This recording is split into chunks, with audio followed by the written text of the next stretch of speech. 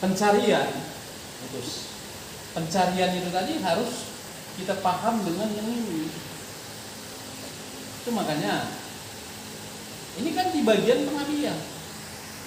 Oke, pengapian ada di busi. Bagaimana dengan bahan bakar? Nah, bahan bakar dari mana? Dari tangki, filter, pompa, karburator. Dari karburator itu udara bercampur.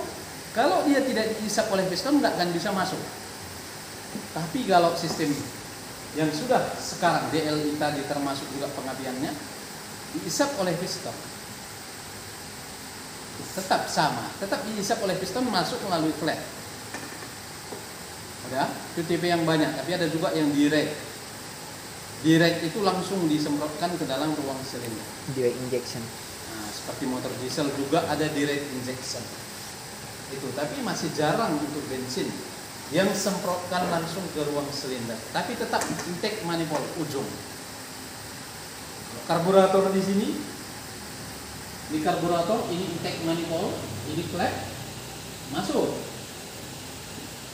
Bahan bakar, tambah udara. Ngalir, ini intake manifold. Ngalir dia kemari, ini katup. Waktu klep, piston bergerak ke bawah, langkah isap, katup masuk ke buka. Resep bahan bakar. Jadi EPI gimana? Injeksi. Bahan bakar disemprotkan di ujung ini. Udara hanya melalui ini. Jadi di sini intake chamber.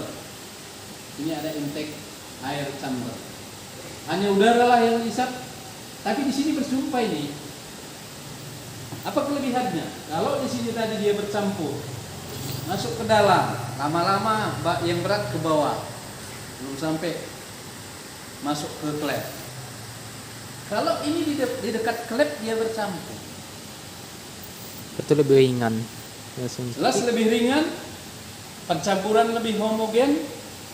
Tuh, nanti di semester 5 jelaskan lebih tentang EPI. teknologi sekarang.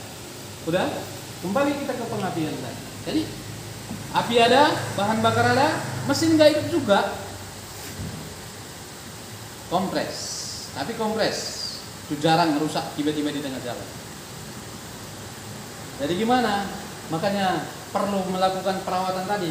Makanya tenaga mesin berkurang. Api yang masuk itu besarkah? Atau paskah waktu api itu masuk? Itulah perlu lakukan kalau apanya riset ulang. Ini itu istilah contoh. Itu. Jadi di motor bensin yang perlu dilakukan perawatan yang paling sering adalah, saya tidak singgung lagi, saya rasa kalian sini sudah mengetahui yang namanya ngetel klep. Hanya pengapianlah diperdalam. Ada waktu lagi perawatan bisa kita masuk ke karburator. Itulah mengejar ketertinggalan kita. Saya tidak singgung lagi tentang pendingin, tentang pelumasan. Kalau tadi tatap muka dengan normal ini tetap. Bahkan Jonathan kemarin saya sudah kasih pendinginan dengan pompa elektrik, kipas pendingin. Itu tipe yang sekarang. Kalau yang lama mesin berputar, kipas berputar. Yang sekarang mesin berputar, kipasnya belum berputar. Panas baru. Panas baru berputar. Itulah tipe elektrik. Itu udah kemarin di pendingin sudah saya jelaskan. Ini mengejar ketertinggalan kita, saya tidak singgung lagi di sana. Kalau lebih jelas nanti ya saya sambil waktu ke depan saya kalian bertanya sama saya atau mau praktekkan bagaimana cara kerja pendingin elektrik itu dan kipas elektrik itu. Sudah? Jadi sekarang diterapkan adalah pengapian. Nah, itu yang kalian minta. Motor diesel tadi itu minta sekian. Pompa rotari udah kalian buka, yang lain nggak mungkin lagi pula. Seperti yang saya katakan dari awal, pom ini memang di lapangan itu pun jarang dibuka oleh bengkel, tapi di bawah ke tukang pom. Tapi kalau konvensional kalian nggak ngerti, malu kita. Tuh makanya ditingkatkan, diperdalamlah di pengapian konvensional.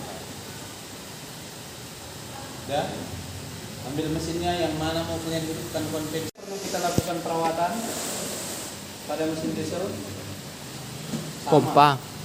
Seperti kalau kita bicara dengan perawatan kan bagian daripada tune up juga itu.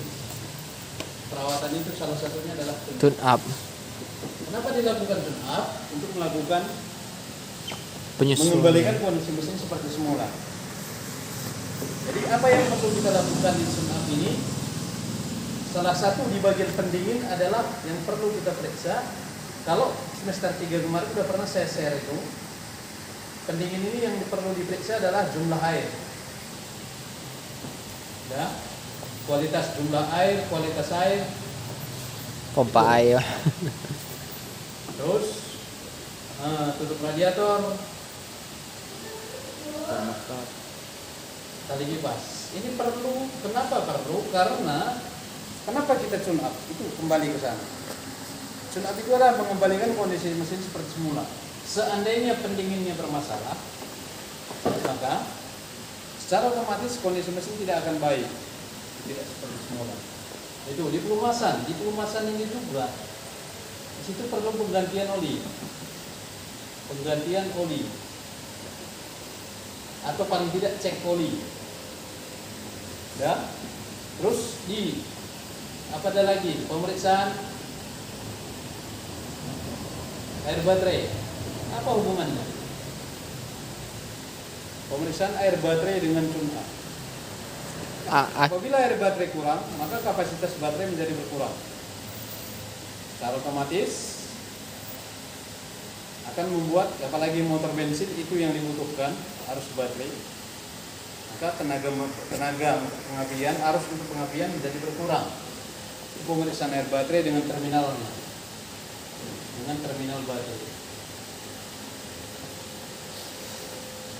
Ya. Di motor diesel sama, ini bensin dengan diesel sama. Di motor bensin ada karburator. Di motor diesel memang ada pompa injeksi, tapi kalau tune up itu bukan bongkar pompa injeksi. Nah, karena di sana harus ada kalibrasi. Tapi kalau di motor bensin ada karburator, kita diharapkan bisa membuka karburator, membersihkan karburator itu. Karburator dibersihkan, itulah dia. Tepat bahan bakarnya, tepat anginnya. Ya, pengapian diperhatikan. Di pengapian ini diperiksa. Apa yang diperiksa di pengapian? Busi. Itu banyak. Ada platina, ada kabel busi, Koil. Bau busi. busi. Rotor ini diperiksa semua, termasuklah celah platina kan gitu. Gitu. Udah, baru penyetelan katup.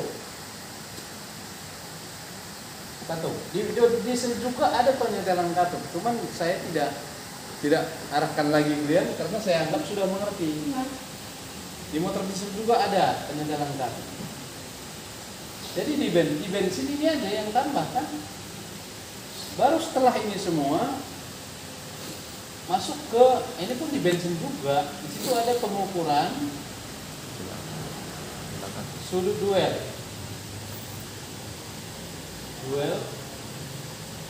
ada RPM, ada satu pengapian. Ini tambahannya. Jadi inilah yang dikerjakan pada saat tune up, melakukan perawatan perbaikan. Diharapkan kalian ini bisa melakukan. Di mana kesulitan?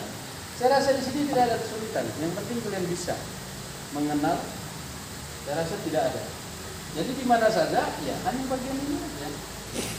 Pengapian paling. Makanya pada praktek perawatan 3 kemarin, walaupun satu orang saya suruh ini saya terangkan cara kerja karburator, 7 sistem cara kerja utama karburator. Ada, saya terangkan dulu. Starter, akselerasi, tenaga, idle. Primary high speed system, secondary high speed system. Ada. Yang pernah saya share ini di grup cara kerja karburator ini. Sudah. Demikian juga di pengapian. Di sini pun Jonathan kemarin saya sudah jelaskan.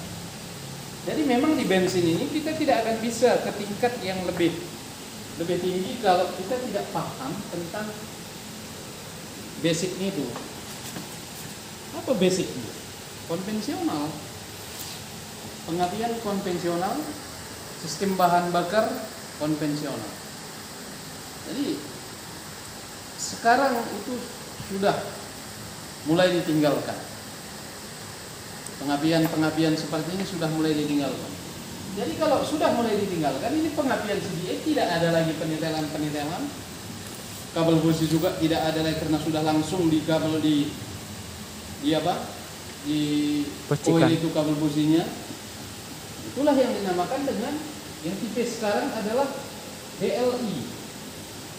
Apa itu DLI? Itu adalah distributor loss ignition. Lost ignition. Loss ignition. Tidak ada lagi. Sebelum ini ada yang disebut dengan CDA. Ini kapasitor Distributor. besar ignition. Ada lagi di sini ada IIA, ada konvensional. Konvensional ini, ya seperti yang ada di depan kita sekarang ini. CDA ada, kita tinggal ganti distributornya dengan tipe mesin yang masih sama. DLI, ini tidak bisa mesin itu kita pakai, yang berbeda.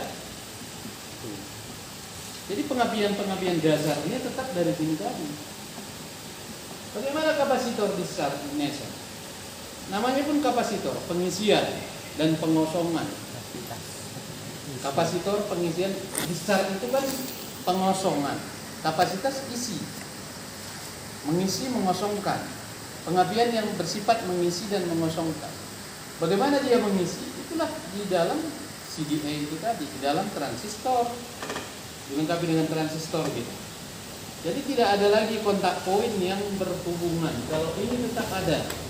Makanya lebih rumit perawatan konvensional daripada kita masuk kemari. Jadi kalau gini, gimana? Ini kan tetapnya di pengapian di busi.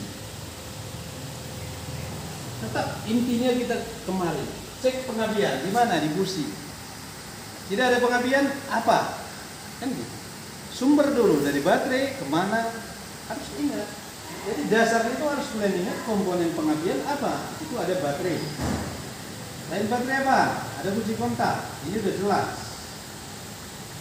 Ada spring. Ada koil. Ada. Kalau tadi distributor. Kalau tidak ada lagi distributor, berarti ini masuk ke busi. Jadi distributor ini mendistribusikan, tapi di dalam itu juga ada yang mengatur, mendistribusikan pengapian itu tadi. Jadi di sini di mana? Kalau yang DL ini, inilah yang diatur oleh yang ini. ECU. Electronic Control Unit. Electronic Control Unit. Bagaimana kita bisa memahami sampai di sini? Kita diperhadapkan dengan pengapian yang seperti ini. Ternyata tidak ada api di busi. Kemana kita bergerak? Apa yang harus kita periksa? Mulai dari sini tadi, baterai ada, kunci kontak ada, ini ada, koil yang perlu kita perhatikan. Memang dia di DL ini tadi ada sebesar ini,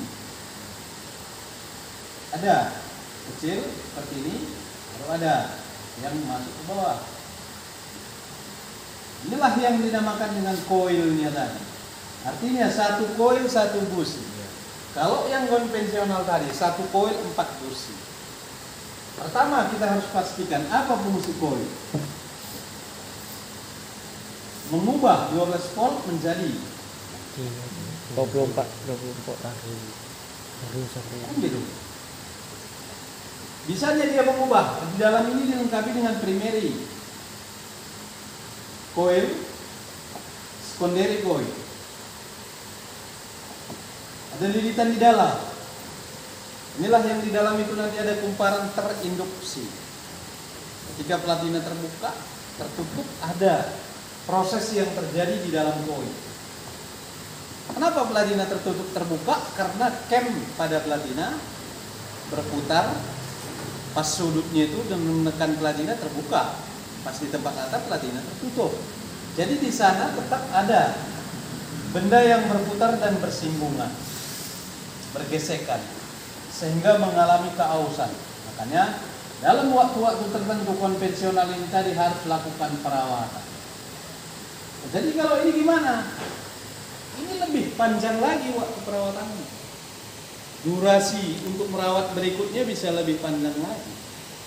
Dan di DL ini tadi tidak ada yang perlu kita setel-setel, tidak ada yang perlu dibuka-buka, hanya lepas.